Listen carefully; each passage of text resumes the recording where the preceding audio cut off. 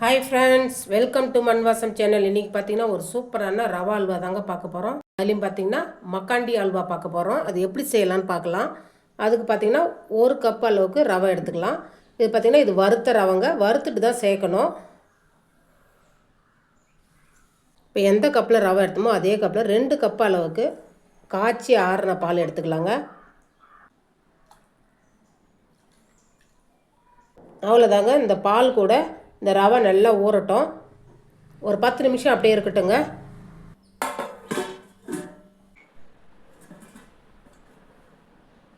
அவ்வளோதாங்க, நல்லா ஊறிடுது ரவை அந்த பாலில். இது அப்படியே இருக்கட்டும். இப்போ கேஸ் ஆன் பண்ணிவிட்டு ஒரு கடாய் வச்சுக்கோங்க. இப்போ நம்ம எந்த கப்பில் வந்து ரவை எடுத்தோமோ அதே கப்பில் 1/4 கப் அளவுக்கு நெய் எடுத்துக்கோங்க. இந்த நெய் சூடு ஏறினதும் 1 கப் அளவுக்கு சர்க்கரை எடுத்துக்கோங்க. இந்த நெய்யில் சேர்த்துக்குங்க.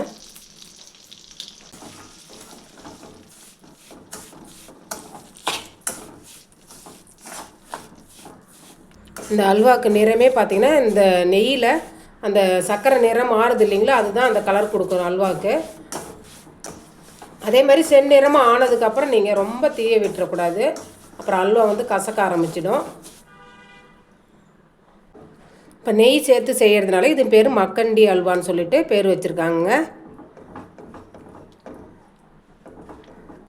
கலர் பாருங்கள், இந்த அளவுக்கு நிறம் மாறணும்.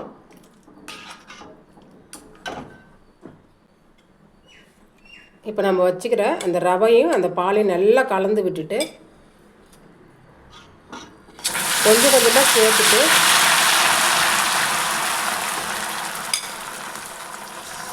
கொஞ்சம் கொஞ்சமாக சேர்த்துட்டு கட்டி இல்லாமல் கிளறி விட்டுக்கினே இருங்க.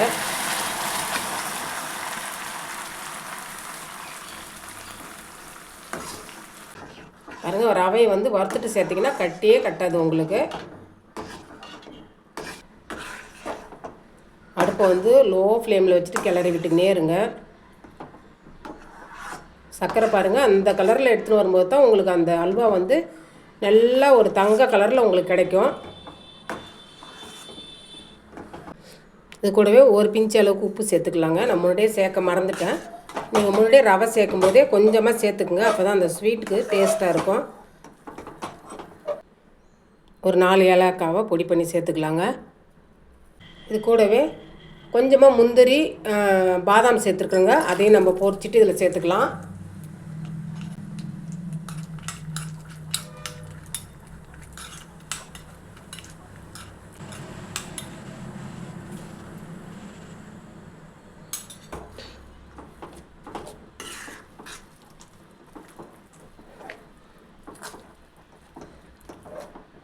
அவ்வளோதாங்க. இப்போ வானிலே ஒட்டாத அளவுக்கு வருது இல்லைங்களா, இப்போ எடுத்துடணும்.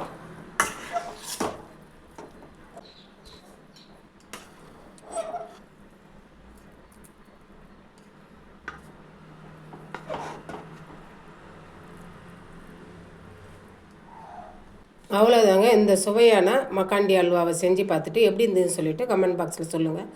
இந்த ரெசிபி பிடிச்சிருந்ததுன்னா மண்வாசம் சேனலை லைக் பண்ணுங்கள், ஷேர் பண்ணுங்கள், கமெண்ட் பண்ணுங்கள், சப்ஸ்கிரைப் பண்ணுங்கள். பக்கத்தில் இருக்கிற பெல் ஐக்கானையும் கிளிக் பண்ணுங்கள். தேங்க்யூ.